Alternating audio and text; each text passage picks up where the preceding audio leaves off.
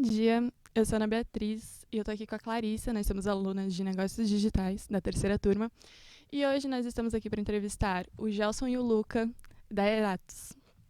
Então, obrigada por virem. E, assim, vocês podem falar um pouquinho sobre vocês e como surgiu a ideia da empresa? Pô, Lucas, quer começar se apresentando aí ou quer que eu... Não, pode assumir. Que eu assuma as honras? Beleza. Então, bom, como vocês falaram, eu sou Gelson, sou um dos fundadores da Eratos. Eu sou formado em administração no MEP, aqui da FAI. Sou originalmente de São Bento do Sul, Santa Catarina. Além de ter trabalhado na Eratos, também trabalhei com fundos de Venture Capital. Trabalho como analista de VC para um investidor anjo da minha cidade. Mas atualmente sou responsável comercial, administrativo da empresa. E, enfim, acho que é suficiente. Boa. Eu também fiz ADM na FAI. Foi ali que eu conheci o Gelson. E um pouquinho diferente do Gelson, que o principal objetivo é, de fato, trazer o cliente para dentro. Meu foco é muito em manter eles ativos na empresa. Eu tenho um background de tecnologia, então sou muito focado nessa parte de análise e ciência de dados, um pouquinho em engenharia. Acho que é isso. Boa. Em relação, assim, no começo, como é que surgiu a questão de vocês testarem as ideias, a questão do MVP, como é que foi? Cara, essa história é legal, porque, vamos lá, vocês são alunos da FAI, a gente tá aqui no estúdio da FAI gravando esse podcast, e a Eratos, ela realmente começou dentro do MEP, dentro de uma consultoria acadêmica da FAI. Então, a gente estava trabalhando com o Virginia, e um dos projetos que surgiram lá no meio era a gente construir um painel de controle gerencial para a empresa. O Luca, por ter feito ensino médio técnico, ter um pouco desse background, sabia de algumas questões relacionadas a dados, então já tinha um pouco mais de noção disso. E eu, por coincidência, entendi um pouco de BI, né, sabia algumas ferramentas e tal. E a gente se juntou lá para entregar essa consultoria acadêmica. A gente sentava lá no fundo e eu tinha meu teclado do meu computador não funcionava. E aí eu levava um teclado separado, por alguma razão a galera achou que eu manjava de TI. E aí sobrou para mim e pro Luca construir esse painel de controle, esse relatório gerencial. E quando a gente viu, de fato, a estrutura, tudo que a Virginia tem como de gestão mesmo, uma baita de uma empresa, e a gente falou assim, nossa, imagina o que a gente não vai achar por aí no mercado. Né? Com certeza não é só a Virginia que tem esse problema. Deve ter várias e várias outras empresas que têm essa questão.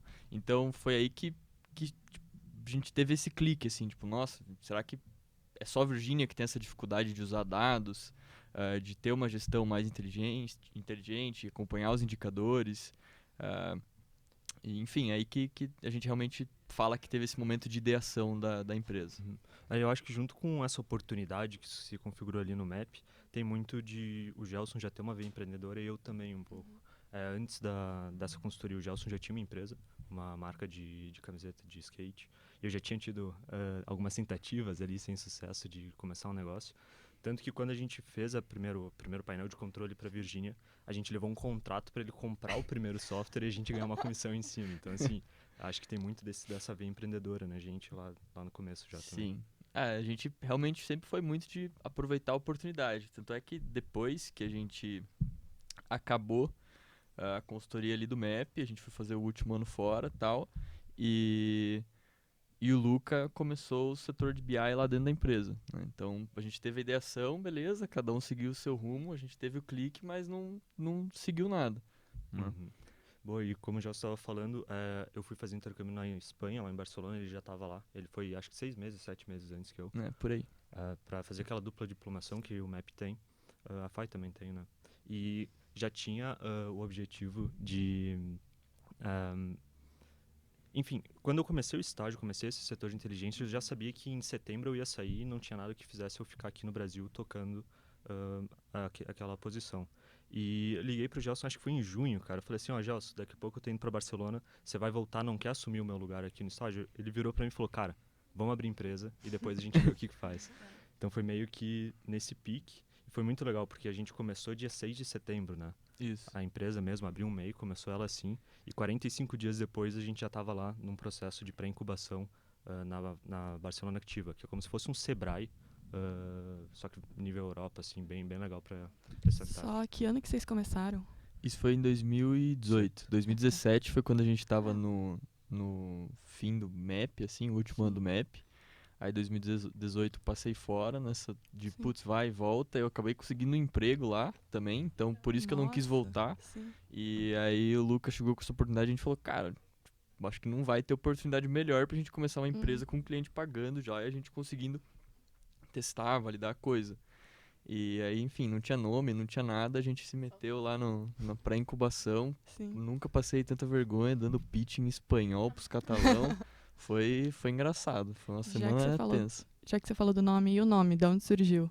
Ah, legal. Quando a gente tava lá, a gente tava meio sob pressão pra chegar nesse nome e, enfim, basicamente a gente vê, deixa eu mudar. Sabe qual que é a função de um bibliotecário? Acredito que sim. Então me explica. Aí você complica. Complica, vai. É, vamos lá, vou facilitar pra você então. Cara, a função de um bibliotecário é basicamente catalogar a informação. Então é garantir que se você, sem saber nada de biologia, chegar numa biblioteca e quiser descobrir determinado assunto sobre biologia, você tem que conseguir achar aquele conteúdo, independente do teu nível de conhecimento. E a gente assemelha muito esse trabalho com o que a gente faz, meu, de coletar, tratar a informação, disponibilizar isso, democratizar a informação dentro da empresa, garantir o acesso fácil, analisar isso. E teve um bibliotecário que ficou muito famoso, que chama Eratosthenes, de Alexandria, é um dos bibliotecários mais famosos do mundo. Ele foi o cara que calculou a circunferência da Terra, sei lá, uns 300 anos antes de Cristo. Então, 2000 anos antes dos europeus descobrirem que a Terra era redonda, o cara já estava calculando. Enfim, ele tinha muito essa questão de analisar e testar e provar as coisas. Então, ele criou algoritmos, calculou coisas. Ele era realmente cientista. Então, além dele ter essa função de catalogar a informação, que a gente vê como é o princípio, o início do nosso trabalho, que é garantir que as pessoas tenham acesso aos dados e às informações dentro das organizações, ele também era um cientista, uma pessoa que testava, validava, buscava soluções, que é o topo da pirâmide quando a gente fala de maturidade de dados de uma organização, que é ciência de dados, inteligência artificial, machine learning, é ciência mesmo, testar, validar hipótese. Então ele era um cara que tinha o perfil em outros tempos, outro contexto, mas a gente pode falar que ele fazia uma coisa muito similar ao que a gente faz, entendeu? Eu acho que ele representa bem também essa questão de o que o poder da informação te dá de vantagem. Então, que nem o Jess falou, cara, quase 2000 anos antes dos europeus, ele conseguiu calcular a circunferência da Terra, cara, uma boa empresa, uma boa gestão de informação, hoje em dia, cara, te deixa num outro patamar de competitividade, assim. Então, acho legal esse cara. Bacana. Isso. Bom, e assim, ser orientado a dados, né, é muito a ver com a questão cultural da empresa. Então, pensando nisso, assim, quais as barreiras que vocês encontram na hora de prestar o serviço de vocês ou na hora, assim, de identificar o público-alvo? Tá. Então, quando a gente começou no MAP, teve essa ideia, a gente pensou muito assim, meu, a galera que precisa desse serviço, né, realmente precisa contratar um time de dados sob demanda, vão ser empresas que não entendem de tecnologia, vão ser empresas que realmente não têm essa estrutura e vão querer terceirizar isso totalmente. Essa foi a nossa primeira impressão. E aí, bom, acho que foi 2019, 2020, que foi quando a gente veio pro Hub aqui. A gente passou 2020 inteiro tentando vender tal empresa tradicional, e percebeu que, putz, a galera realmente não entendia o que a gente fazia, qual que era o nosso objetivo com aquilo. Eles não... Eu cansei de escutar quantos anos você tem, primeiro, que a galera perguntava sempre. E, meu, chegava e falava, cara, vamos otimizar a rota que você faz de logística aqui, da tua frota de caminhões e tal. O cara olhava e falava, eu faço isso há 20 anos, é o que você tem de Tem uma idade. resistência Você muito quer grande, você né? quer me ensinar? Então, né, o pessoal tinha esse paradigma muito grande. E aí, enfim, a gente nunca acreditou que empresas de tecnologia poderiam, de fato, consumir o nosso serviço. Nosso pensamento sempre foi, o cara já tem essa mão de obra lá, já vai ter algum desenvolvedor, ele provavelmente vai conseguir resolver isso. E aí, quando a gente chegou no Hub aqui no 8º andar da FAI, A gente começou a explicar o que a gente fazia e o pessoal começou, putz, eu tenho esse problema, me ajuda. Ah, eu tenho esse problema, me ajuda. Aí a gente começou a entender que, na verdade, era uma empresa de tecnologia que já entendiam da dor, já entendiam o problema, mas eles não tinham ninguém para executar ou não entendiam aquela tecnologia específica de dados, que é um mundo completamente diferente de tecnologia de produto. Então, foi aí que a gente sacou que, comercialmente falando, era uma estratégia muito mais interessante buscar startups, porque a gente conseguia diminuir o ciclo de venda, do que empresas tradicionais. Mas a gente tem algumas empresas tradicionais na carteira, que realmente, enfim, que a gente conheceu, que a gente começou né, no começo com as pessoas que a gente já conhecia, network mesmo. E empresas que vêm até a gente também, a gente atende empresas tradicionais, mas não é o nosso foco de prospecção hoje, simplesmente pela questão do ciclo de venda. Bacana. E a questão, assim, da concorrência de vocês? Como é que funciona? Quem são seus concorrentes? Boa, boa. Uma das características do nosso mercado é muito marketing de relacionamento ou venda de relacionamento. Então é super comum você ver, cara, unicórnios, empresas grandes contratando serviços de outras empresas que o site deles é basicamente, esse é meu nome, aqui é o e-mail de contato e essa é a ação de vendas ou marketing que ele faz de comunicação. Porque, de fato, ter o nome de um profissional, de um cientista de tecnologia muito bom já cria oportunidades bem, bem relevantes. Mas eu acho que isso daí não é o que vai, enfim, dominar ou ser via de regra no mercado por muito mais tempo. Existem sim práticas e, enfim, formas que a gente consegue se diferenciar. Hoje a gente busca se posicionar como mais do que uma empresa que presta serviço de tecnologia, a gente é uma empresa de serviço. Então leva excelência no nível de serviço. Então imagina todos os problemas que você pode ter em implementar um projeto de dados. A gente busca em fazer com que o processo dessa implementação seja muito bom para o nosso cliente, que ele se sinta no poder. Por mais que ele não entenda de tecnologia, por mais que ele não entenda de dados, mas a gestão do projeto tem que estar na mão dele. Ele tem que tomar decisões em cima disso. Então é assim que a gente se posiciona hoje e acaba vendo que tem um pouco de diferenciação dos nossos concorrentes. Isso. E falando de concorrência, assim, quando a gente vai no cerne da questão, um Excel pode resolver uma coisa que a gente busca solucionar. Então, alguém que sabe muito de Excel, às vezes, pode conseguir resolver algum problema específico. A questão é, como é que essa pessoa coloca escala, né? Então, a gente tem barreira até, às vezes, de, putz, começa a atender ali alguma empresa e, não sei, alguém que faz, por exemplo, sei lá, controladoria, controle de caixa. Essa pessoa tem uma barreira, acho que a gente vai tirar o trabalho dele, por exemplo. Então tem essa concorrência, que não é uma concorrência de mercado direta, mas são concorrentes dentro da própria empresa, né? Então coisas que a gente tem que batalhar para estar lá dentro.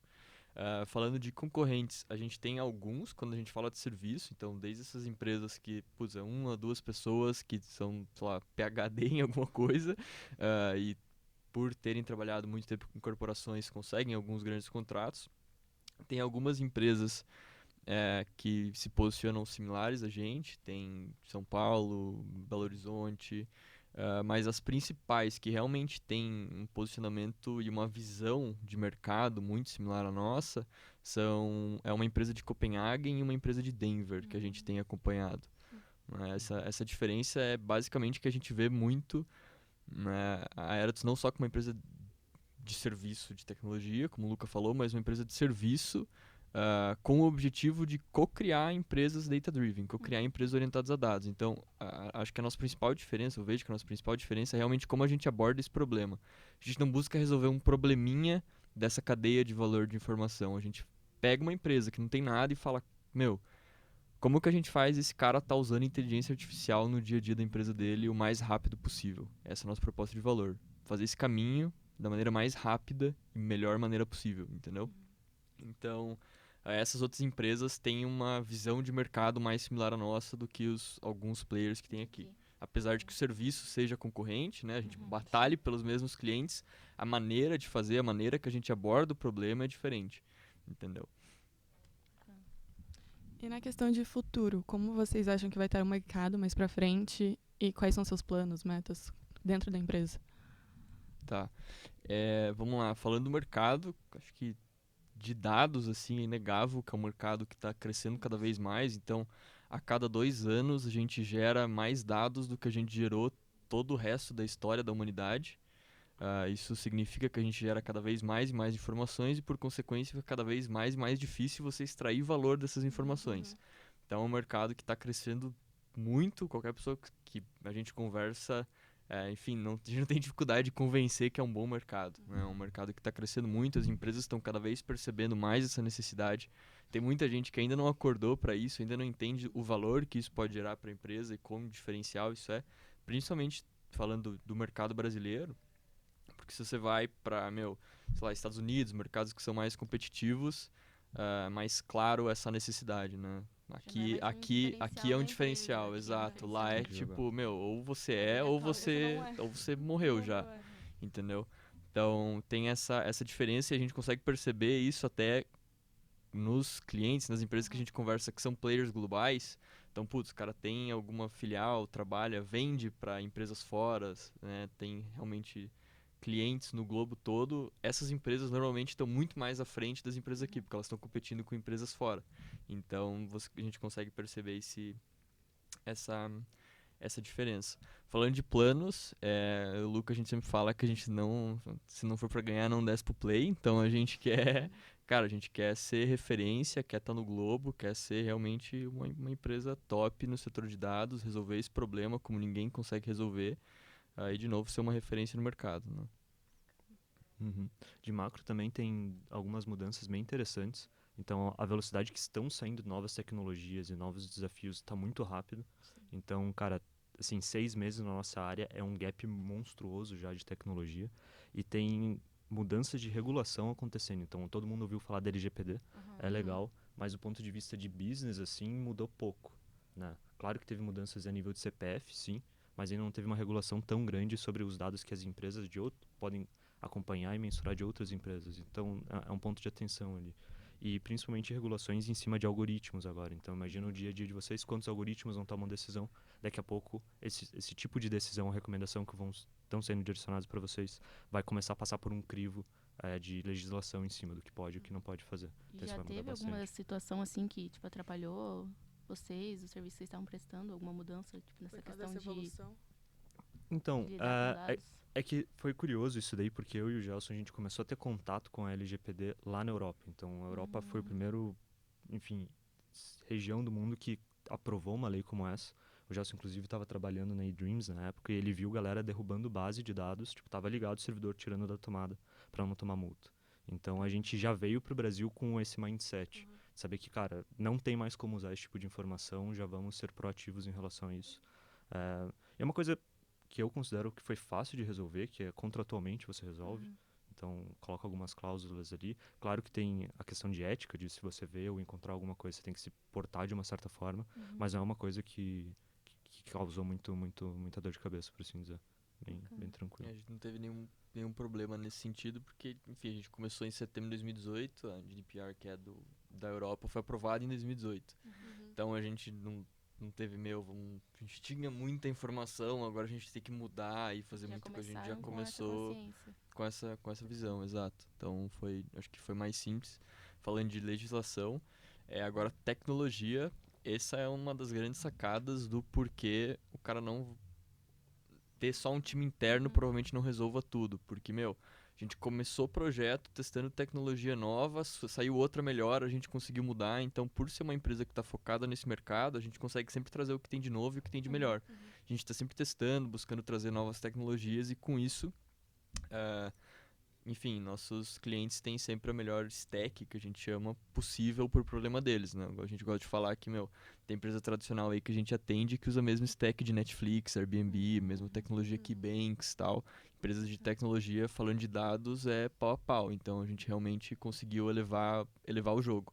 E essa sempre foi a nossa visão, assim, o nosso objetivo sempre foi muito impacto. Uma coisa que uma vez a gente conversando se a Amazon quiser vir aqui vender tinta, ela não vem porque a Virgínia tá aqui, entendeu? Essa sempre foi a nossa visão, tipo, elevar a régua, aumentar a competitividade e gerar impacto para todo mundo. Acredito muito sobre o impacto que a gente tem na prosperidade da sociedade como um todo, então realmente fazer com que as empresas sejam mais eficientes, invistam mais, e sejam mais competitivas com o mercado global, com o mercado interno, é o nosso objetivo, assim. Então acho que é isso. Foi uma troca bem boa. Obrigada pela presença de vocês. Obrigado vocês pelo convite, foi um prazer estar aqui. Enfim, se a gente tiver a oportunidade de trocar mais uma ideia, mais um podcast, a gente está sempre à disposição. Valeu. Isso aí, reforço, foi um prazer estar aqui, obrigado pelo convite.